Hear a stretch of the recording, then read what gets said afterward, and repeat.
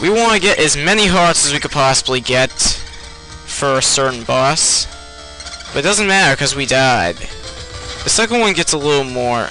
Well, it's about the same, but... We got an item! Wait for another falling block. And we make our advance through. In the US and European versions, they were much harder to get by because they killed me. Wait a minute, seriously? Those bats couldn't shoot while off screen? That was an interesting glitch, or Easter egg, whatever you want to call it. These spiders and red skeletons, all about timing. And oh my god, I cheated. Wow. But be careful of the jumping, because those physics can still get me. That one again. You do have to be very aware of where the spiders are going to be, though. And you don't want to just jump right on them, otherwise that happens. We might need to wait for another wave, but why worry about that when you can just jump? Brilliant. Okay, maybe... Yeah, they're changed. It threw off my rhythm. That's about the only time you'd want to use Alucard. Just make sure you don't get hit along the way like I just did. It's pretty irritating, because you could use a shortcut and use Grant or Alucard to fly up there, but... As you see, if you're using Grant or Sypha, you will be forced to fall to your death. You have to deal with these moving platforms and bats simultaneously. And you have to time your jumps accordingly, otherwise you fall to your death. You have to deal with these bats, moving platforms, and death. Crumpling blocks, too. Now here I need to jump as much as I can, because I think I just missed my ride. Oh! Also, don't be fooled. This one has the dagger. Imagine if a bat came out of that candle. That would be amazing. But if you're using Trevor or Sypha, you're forced to go through here. This one really makes me wish I had a turbo controller, just so I could time my jumps accordingly. You have to be very precise, and don't be fooled by that candle. It has the dagger, as seen there. And great. Now I'm forced to go back here, because I missed my ride. You have to time your jumps very precisely, otherwise you will have to redo this entire thing over again. I don't think this one is gonna get me there in time either, so I will have to wait here until these platforms actually come back, and I'll be able to get back on. There we go. That doesn't mean the bats aren't gone, though. You still have to deal with those. This is the last place we'll see these things. The Medusa heads, same as always. What you want to try and do is just time getting in between them. If not, you're going to suffer a hit. It's no question.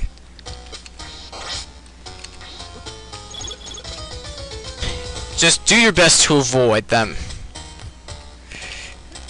Otherwise that happens. They appear in random locations, so you really have to be careful. See? It's completely random. Thank you, RNG, for figuring that out. They still do a boatload of damage, and they still only take one hit to kill. Oh god, I'm taking the more difficult path. Where I get the axe. Wonderful. They only take one hit to kill, but they still do a boatload of damage. Case in point. I'm not sure why I thought this would be a good idea, but whatever. Yeah, I knew that wouldn't be a good idea. I was getting hit no matter what. Of course, that's not to discount the bone scimitars.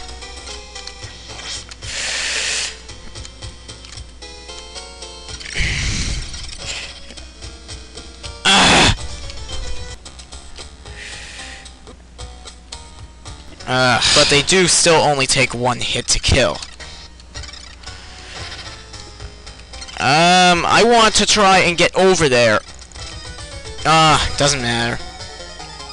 This is the fourth and final time we will be dealing with him, and wow, he actually got me. I'm impressed. Really? They actually got me?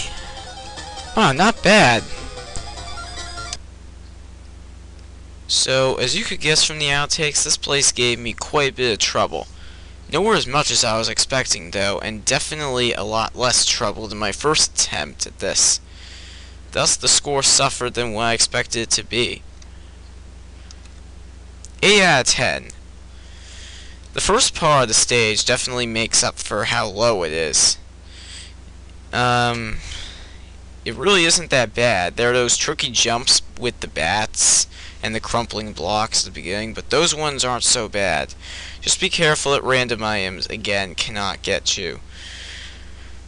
I mean, there are no problems with the acid falling on the blocks. It's all just pad memorization, and that's it. I mean, even those badly placed bone scimitars can't really get you that much. And also, who would have thought Phantom Bat would have been much easier than we remembered him? Then you get to the second section, where you get to that falling block section. It really isn't that hard, it's just tedious.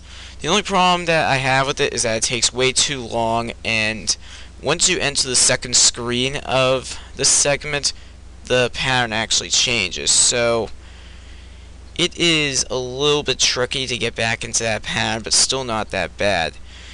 It can be pretty easy to mistime the jump while dismounting from this segment, sure. So that's why it's a lot higher than it really feels like it should be.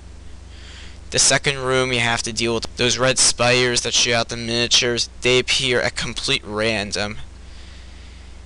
Also, there's this section that you saw in the outtakes that I had quite a bit of trouble with and ended up eventually losing at. That very nasty platforming section where you have to time the jump just right to get through everything. The first floor, you have to deal with the crumpling blocks again, but you have to jump while you wait for your ride to come, so that becomes a real pain. It makes me wish I had a turbo controller with all those pixel perfect jumps that I have to make. The Medusa heads aren't really that much of a problem, though. As you saw, they only got me once. But that last section of the stage is where I really feel like I need to raise the difficulty rating a huge bit. I mean, the first room is a nightmare in itself, just trying to get the right timing to get by that spider that appears at complete random. The main thing with that, you want to let it keep itself open. If you attack it, you just get less time to get through. In that last room, well, the next to last room, really, that is where the real pain comes in. Where you have to deal with that up-scrolling room with all the crumpling blocks, and there isn't any way to know which is going to be crumpling and which is not. You have to know right off the bat which one is and which one isn't. Those stairs, there are way too much of those. And those flying gargoyles, oh my god, I hate those things. I'm glad I don't have to deal with those things ever again. And bone scimitars, they definitely wanted their revenge in that room as well. Not to mention, while exiting, if you take the right path, well, the right staircase, you end up in this room with these mummies that come out, which basically give you very little time to react to them. That's why I took the left path, because all I need to do is deal with an Axe Knight, and that's it. And for the triplet boss, there's nothing I need to talk about, because we already talked about the castle courtyard. Other than the fact that I missaid Deviathan, it's actually Leviathan. Sorry about that. Even my annotations mess me up. It's with an L, not a D. So 8 out of 10 seems about right, and we are now done with the series. So with that, this concludes this project. This was actually a pretty fun one to work on. Aside from the fact I had to film every single perfect run with the exception of the first stage twice, And yeah, not to mention my walkthrough of this game was a lot crappier than this was. This was a bit of a higher quality, and this time you can actually hear my voice instead of barely hearing it. This is a pretty fun game, and I'm kind of glad to have it done after my second attempt at this over. But it was pretty fun doing this. It gives me some time to get close to the Castlevania, and the gameplay, it's pretty unique. I enjoy playing as Trevor Belmont and Grant and Nasty, going through each stage with some very tiny exceptions, and progressively getting towards Dracula and defeating him. And I've done everything I could with this game. I did a walkthrough of it, I perfect ran it.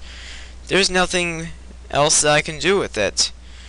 Yeah, I could be using other characters, but like I said in my Castle Keep run, no, I will not be doing that.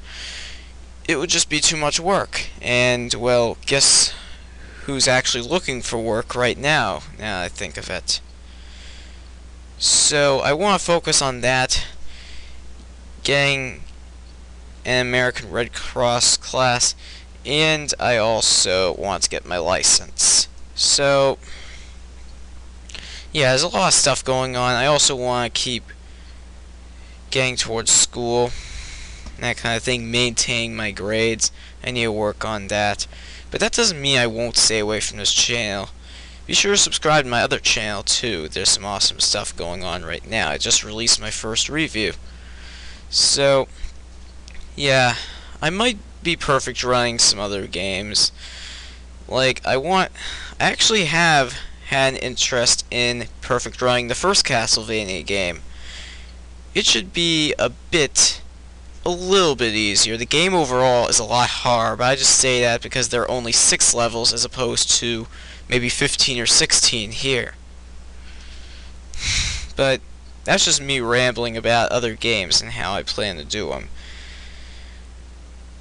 Don't expect another review for a while. It should be up by March. I just don't have a PS1 memory card to actually show some footage of Resident Evil yet. So just bear in with me. I just don't have the equipment yet. So, yeah, this is done. This has shown my true love for Castlevania and Konami games. So yeah, another project is passed, and I can actually get on with my life now, reviewing games, though that won't happen as often. So overall, this is very fun, and it's pretty sad to see another project go. So yeah, I've basically said whatever I had to say. Thank you very much for enjoying this series. No, thank you for watching this series. I hope you enjoyed it, and I'll see you in my next video. This is the Frezza32 signing out. Have a great night, and I hope this was very fun to watch.